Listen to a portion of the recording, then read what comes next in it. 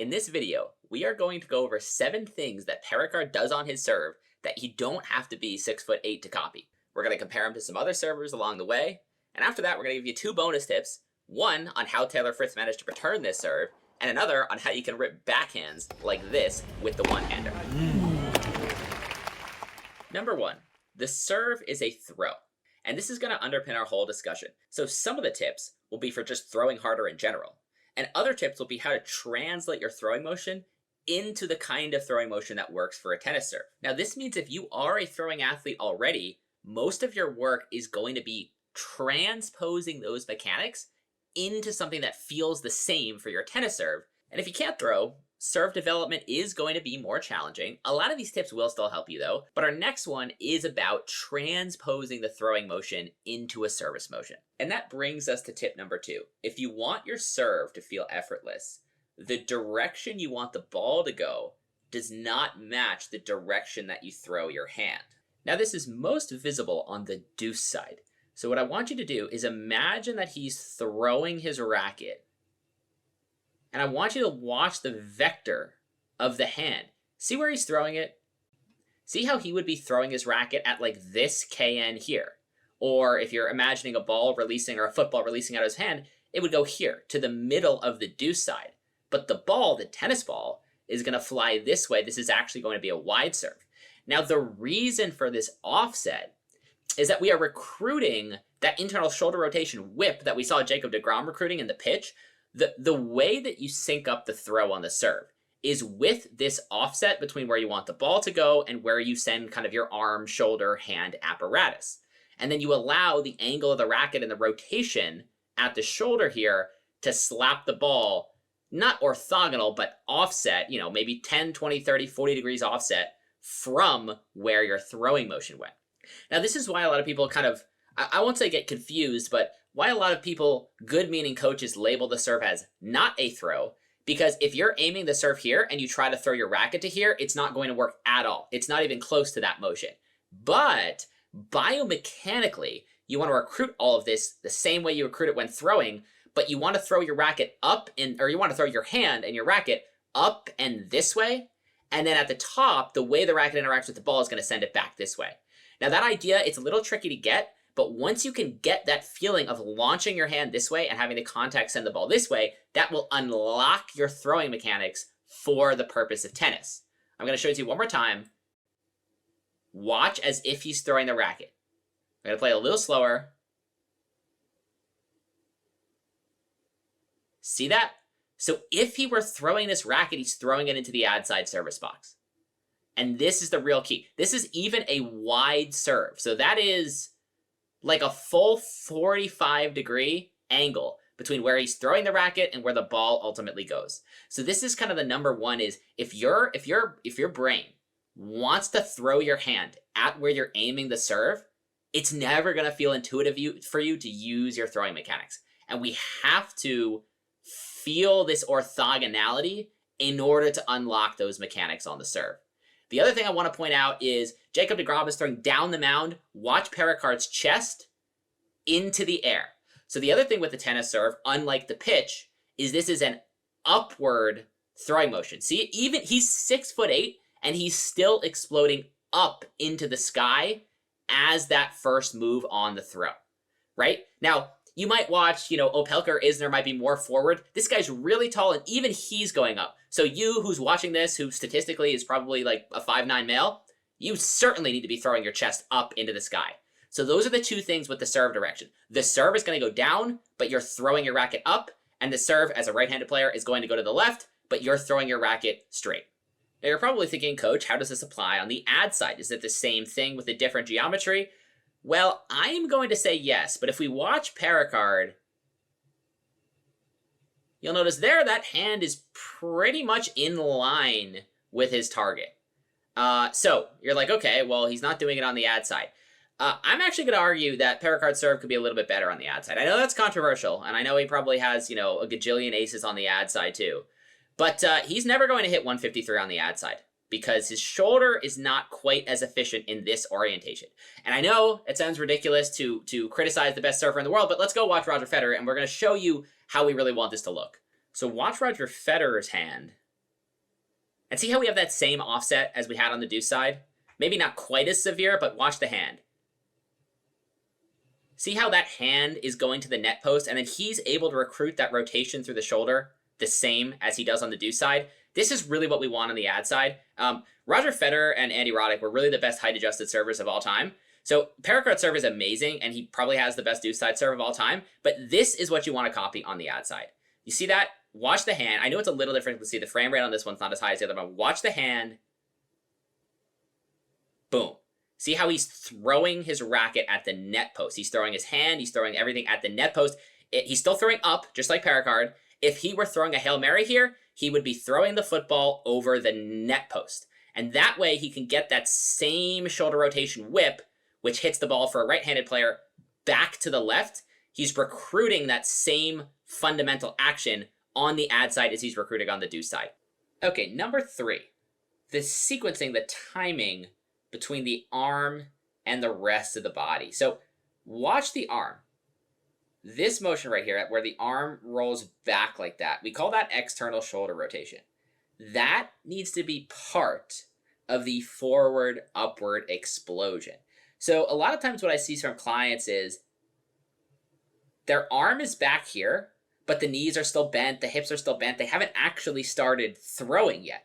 And that really discombobulates the swing. The arm kind of gets stuck back there. You end up losing a lot of velocity. Instead, you want to think of your prep on the serve as ending right here. So see how this forearm is down, his hand is on the hitting side of the body? You don't have to flex your wrist like that. That's just a thing that he does. But this is the end of your trophy pose. Watch his knees. See how his knees start straightening? See how his butt starts straightening? So from right here, he's exploding. This is an explosive action. So the arm goes backwards as part of the explosive upward throwing action. That's critical. The arm floating behind the head is not a preparation step. That is part of what ultimately becomes the forward swing. We're going to watch it again here and watch the synchronization between the lower body, the hips, the trunk, and the arm. Boom, boom, boom. So I'm going to give you a couple cues to think about. One is feeling that palm down. Again, you don't have to flex the wrist like that, but see how his forearm is on the hitting side of his body? Feeling that and throwing from there. That's one cue you can use. Another cue you can use is that left shoulder. So watch his left shoulder. Boom. Left shoulder pulls the trunk. So synchronize pulling that left shoulder down and out with the right arm rolling back. Another one you might help is to think about the knees. For some people, thinking about the leg drive matching the timing with the shoulder. That helps. And then lastly, you can feel it in your butt or your abdomen as well. So as you start to do that twist around coil, that matches the shoulder. All of those things happen at the same time as throwing the shoulder back. The shoulder going back by itself, unconnected to the throwing motion, that's where you start to lose a lot of velocity. Now, number 4 is going to help you get that actual whip on the end of your serve and be able to control it. Watch Perricard's left hand. It actually presses back across the body. Watch. Pulls out. Boom. You see that little move? Played a couple times here. Presses back across the stomach there. Try to zoom in. I mean, I'll try to make this close so we can see it, but we're going to watch Federer after this. Same idea. Watch the left arm. Pulls on the trunk to get that nice rotation early and then presses back across the stomach to help control that rotation late. So here we go on Federer. Watch the left hand. Pulling out. Back in. You see that little move? See how that left hand goes back in like that? Now this left hand, the left arm, the left elbow, leverage on the trunk at the left shoulder. That's its first job. So watch the left shoulder. Boom. Down and out. That creates that thoracic extension, that upward explosion with the trunk. That's the left arm's first job, is leverage. Now it's a counterbalancing tool. It has a lot of momentum down and out. The reason it almost seems to float in the air like that is because it's being actively pressed back to finish the swing. So depending on your sensations, there are 2 different cues you can use. If you like, if what's most intuitive to you is feeling the position of your body, hold the left shoulder. Hold it under your stomach as you serve. pull and hold. Hold, hold, hold the left arm. That's if the motion feels intuitive to you. If the pressing sensation feels intuitive to you, you're actually actively pressing the left arm back across. You're going to have so much more control over what happens with the right up attacking the ball. Okay, number 5 is a fun one, the Pure-Dextral Pinpoint. Now, I've made a whole video about this, so if you want the in-depth explanation, you can go watch that video. We talk about Jakub Mensic's serve. He does the same thing. Lots of guys, Griekspoor, Watnuki, do this. This is something that if you are right eye dominant, you might actually be able to serve better overnight by adopting a more forward torso posture. So look at Perricard's chest here. See how it's basically perpendicular to the net, maybe slightly more rotated than that? That is much, much different than how someone like Roger Federer serves. The reason for the difference is that because Perricard's dominant eye is the right eye, which is in the back on the serve, he loses more and more and more of the court as that torso gets farther around. The more of the court you can see in peripheral vision, the more accurate you're going to be. Now, that's not really a problem when you're left eye dominant because the left eye is in front. So no matter how much you coil, you can pretty much see the whole court in your peripheral. But with the right eye, the more you twist, the more you lose. So you're going to see this, that foot on the hitting side of the body and the torso sideways rather than coiled farther than that from the Runes and the Griekspoors and the Perricards of the world. By keeping your hips more forward like this, by stepping on the hidden side of your body, he's still got that coil and that stretch. That's what we talked about in our last video, the coil, where the torso, the thorax, is farther rotated than the hips. By keeping the hips more forward, you get that coil without having to turn the torso so far away. So he might not be able to literally see the service box, but he can see a heck of a lot more of the service box and the area around it than he could if he were coiled like Federer with peripheral vision in the dominant eye. If you are pure dextral, so right eye right-handed or left eye left-handed, this is going to be a far more comfortable way for you to serve than trying to copy a Federer or an FAA with that big trunk coil. You're never going to have accuracy doing that. Number 6, we are going to talk about directional serving and specifically how to hit slice.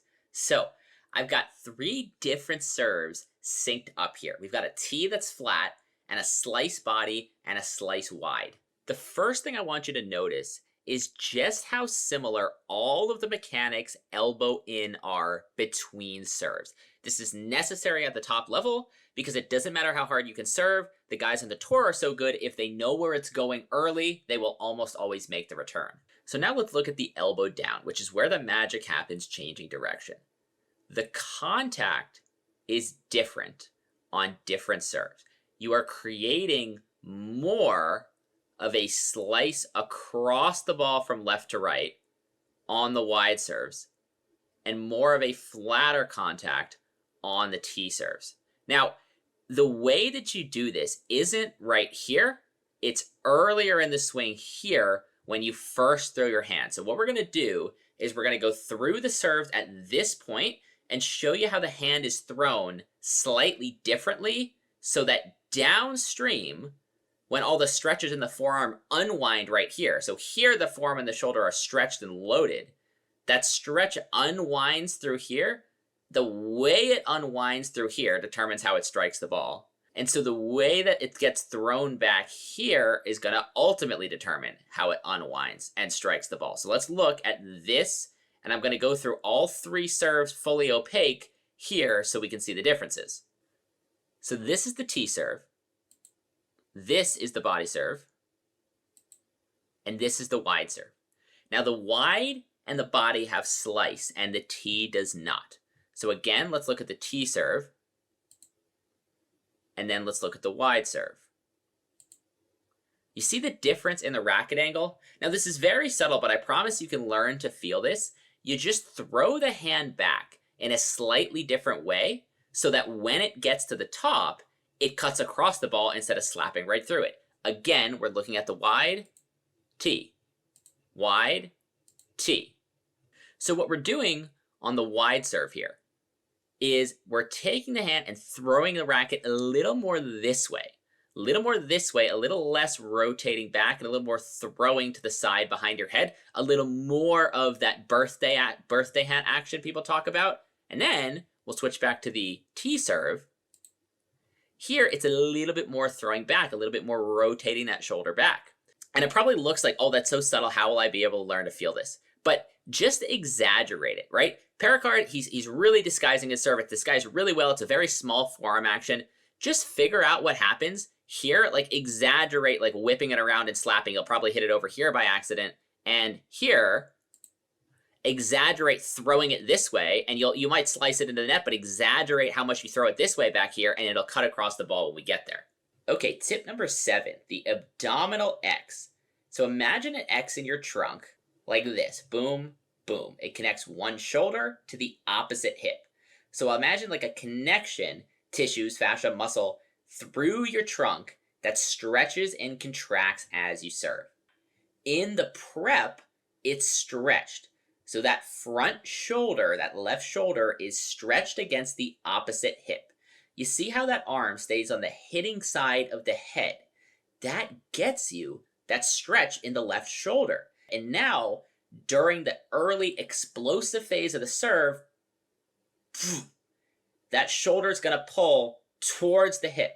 You see that? So here, both the hip, the thigh, and the arm are on the hitting side of the body, and then boom. See that? So this and this have pulled together in the back. So this hip pops, this line right here, it's stretched in the prep, it contracts to throw you up. Now you can focus on either sensation. You could focus on the hip, stretch and then contract. You could focus on the shoulder, stretch and then contract. You can focus on both. Made a full video on imagining this X through your abdomen and how to use it to power your strokes. We talked a lot about the forehand in that video, but it's the exact same principle for powering your serve. Now, as impressive as this serve was, there's another thing that's extremely impressive that happened. Taylor Fritz made the return. It's actually a really good return, and he ends up winning the point. So in order to do this, bonus tip number 1, in order to return really, really fast serves like this, watch the toss and watch your opponent's contact with a nice, calm gaze. If you're staring too hard, if you're looking too hard, you're not going to be able to follow. Your brain's not going to be able to follow that motion with peripheral vision. Now, you're never going to follow it with smooth pursuit tracking. It's too fast for smooth pursuit. But your periphery is going to follow the ball here, and you're going to be able to use that information and make a prediction of where it's going to bounce. And if you see the ball bounce crystal clearly, then you're going to be able to make the return. Now, I've written a ton more about this. That's a very brief overview of the way your eyes work. But here's the actionable steps. Number 1, watch the toss. If you don't watch the toss and you miss your opponent's contact, you have absolutely no chance. Alexa and I did a fun little video where we tried closing our eyes until the contact. And like every serve is an ace because you can't move without that early information. And number 2, a nice calm gaze. Nice calm gaze. You're not trying to dart your eyes around. You're not trying to immediately dart your eyes. Don't rush. Don't rush. Don't think too much and don't rush. If you're trying to rush to pick up the ball after your opponent hits it, paradoxically, you're actually going to find the ball later. Whereas if you're content, I'm just going to watch him hit it, and then whatever happens, happens. What's going to happen is you're going to watch him hit it. Your peripheral vision is going to see the ball through here. Your brain is going to predict the bounce location. You're going to look there before the ball bounces. You'll see it crystal clearly hit the ground. That's how you know you're doing it right. Your brain has this fake thing called saccadic masking where it'll put a fake image of the ball on the bounce if your eyes got there too late. If they get there on time, it'll be crystal clear, and you'll be able to, maybe, 153 is ridiculously impressive, but you'll be able to return a 120-mile-an-hour serve on the center of your string bread, just like Taylor Fritz did here. All right, and bonus tip number 2 for the one-hander. Attach your arm to your trunk using your upper back. So we made a very similar video to this on the forehand, where we talk about how you use your chest to attach the arm to your trunk on the forehand. It's the same exact principle here. So see how he twists. As you twist, that little bit of hip twist to power the one-hander, that upper back right here, this needs to be engaged, tight, and pulling the racket forward. Otherwise, what's going to happen is this racket, hand, arm apparatus is going to lag behind your trunk. Everything's going to get really slow, really long, really hard to time, and you're going to lose a lot of your power because the force isn't going to transfer from your trunk into your arm, into the racket properly. So here's the first one. This is not the winner. This is just a nice compact swing rally ball. Very nice. Actually pretty deep. Better than a rally ball. Now this is the winner. And this is so important down the line. Not a lot of time. Wind up. Now we got a nice stretch, nice coil. Now again, that upper back, that is attached. That upper back is engaged. You're already pulling to prevent the racket from lagging behind you. So you're pulling that racket forward. During the early part of the swing, when the trunk is rotating, the arm is mostly just going to stay in line with it. And then because you're pulling, as the trunk starts to slow down, the arm is going to shoot out. So that is your one-handed backhand tip. Use your upper back, pull with your upper back. Right here as you drive forward, do not let your arm get stuck behind you. Pull it forward with your trunk. Whole swing's going to get a lot more compact, and boom, you're going to be able to get on top of the ball like that.